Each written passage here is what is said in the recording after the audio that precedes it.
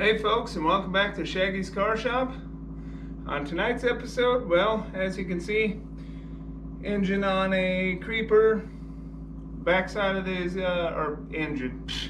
transmission on a creeper, on the backside of this engine, ready to get mated up, hopefully where it'll live for the rest of both of their lives. Hopefully, knock on wood, cardboard, something.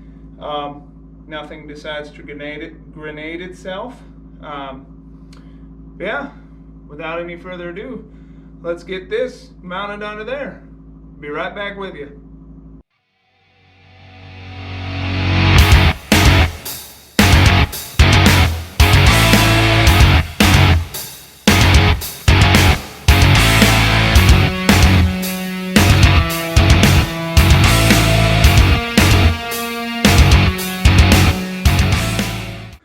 Alright folks, so the bolts that I found that work to mount this T56 up to this bell housing, they're an M10, they're 10.9, so they're equivalent to a grade 8, and these are 30 millimeter long flange head bolt.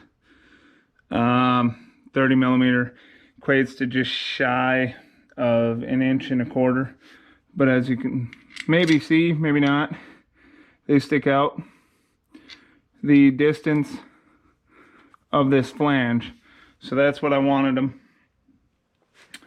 Now for the tough part, getting this aligned in there. So I will attempt it and we'll see from there. Hopefully, nope.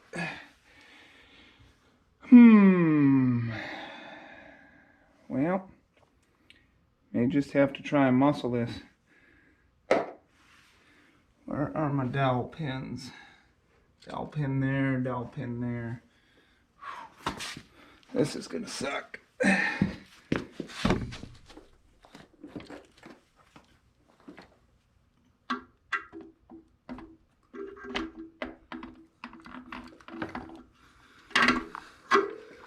Okay.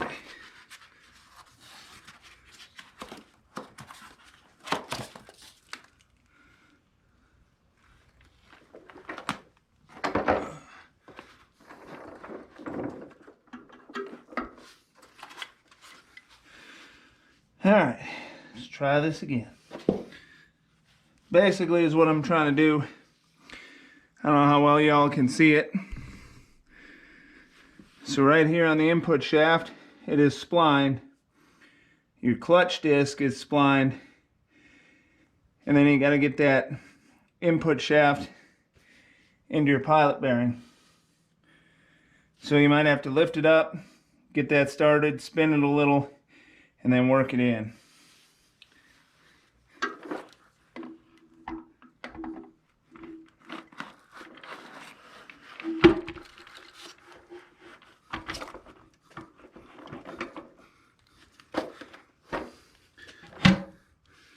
Just like that. Whew.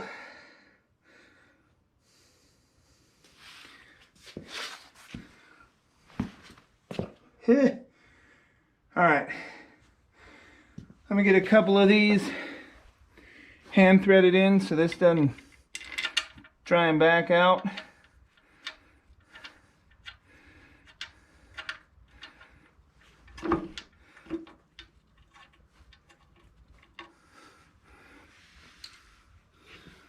There. Got one in.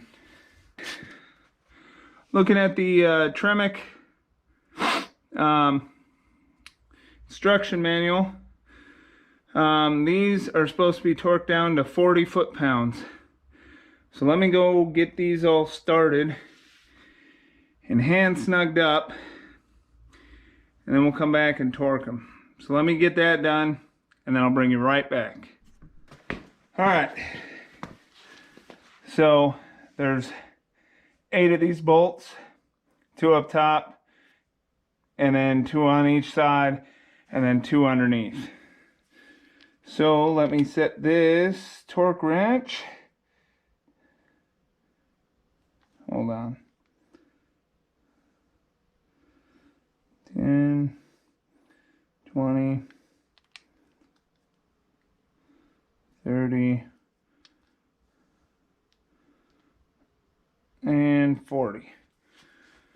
And again, anytime you're tightening something like this up, don't use your bolts to force it together. As you can see, mine slipped together. I jiggled it in.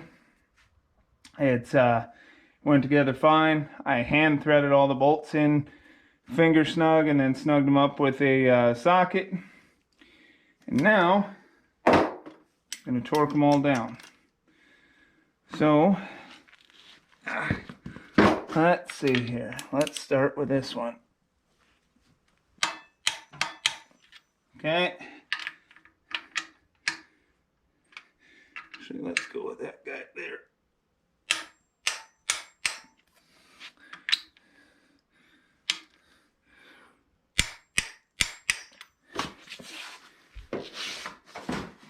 When you're working on the floor like this, these two bottom ones are kind of a bugger.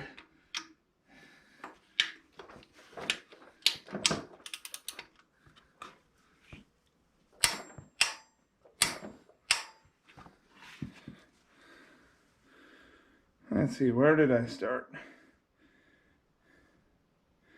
Yep.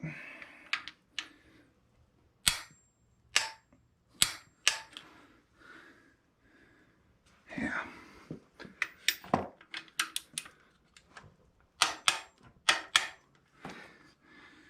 And this one.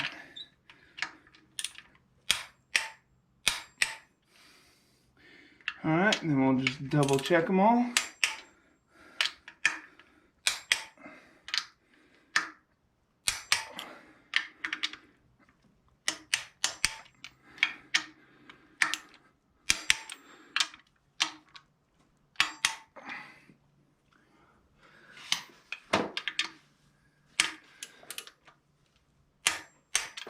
Okay, and this one over here.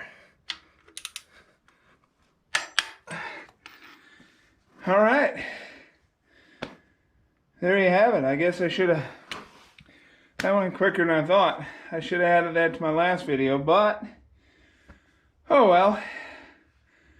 I'll move the light and let you guys take a look, see what this all looks like.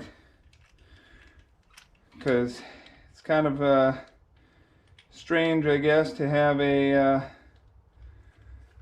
big black Cadillac engine with something other than a turbo 400 behind it. So again, let me move all this crap, and then we'll bring you around with some light, let you see what it looks like. All right, there it is. Made it up where it's gonna live. That is one long engine and transmission combo. I want to say your typical turbo 400s, turbo 350s end about there.